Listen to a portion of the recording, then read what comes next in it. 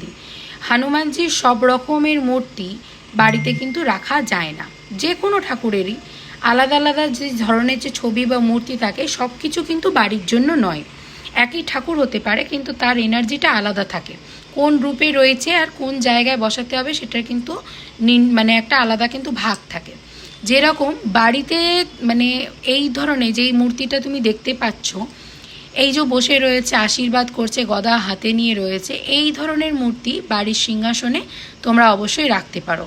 এটা খুব শুভ, এটা তোমাকে আশীর্বাদ দিচ্ছে, এটা তোমার খুব ভালো ফল প্রদান করবে।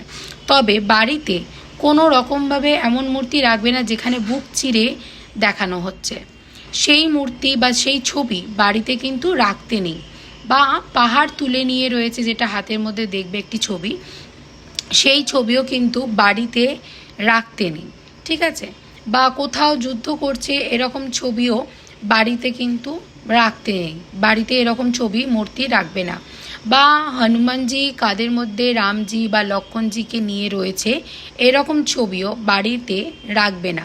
হনুমানজি উড়ে চলে যাচ্ছে, যেটা আকাশের মধ্যে উড়ছে, ভেসে রয়েছে, ভাসমান অবস্থায় রয়েছে, সেইটাও কিন্তু বাড়ির মধ্যে এরকম ছবি রাখা যাবে না।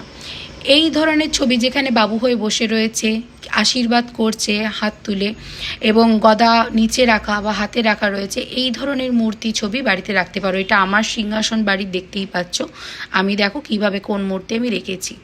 আর অবশ্যই যেখানে তুমি মূর্তি রাখছো না কেন, অবশ্যই মূর্তি রাখো বা ছবি রাখো এরকম সিঁদুর দিয়ে রাখার চেষ্টা করবে। অরেঞ্জ কালারের যে সিঁদুর, যেটাকে ভাগড়া সিঁদুর বলে, সেরকম। বাড়িতে যদি মা লক্ষ্মী এবং শ্রী নারায়ণ থাকে তার আশেপাশেই হনুমানজির মূর্তিটাকে বসানোর চেষ্টা করবে। যেরকম দেখতেই পাচ্ছ আমার এই যে শ্রীকৃষ্ণ রয়েছে আর আমার রাধারানী, ইনিই আমার লক্ষ্মী, ইনিই আমার দেখো নারায়ণ, ইনিই আমার সীতা, ইনিই আমার রাম। কারণ একই তো, রূপটা শুধু এক এক সময় আলাদা ধারণ করেছে। তো তুমি দেখতেই পাচ্ছ রাম, সীতা, আর এদিকে আমার হনুমানজি।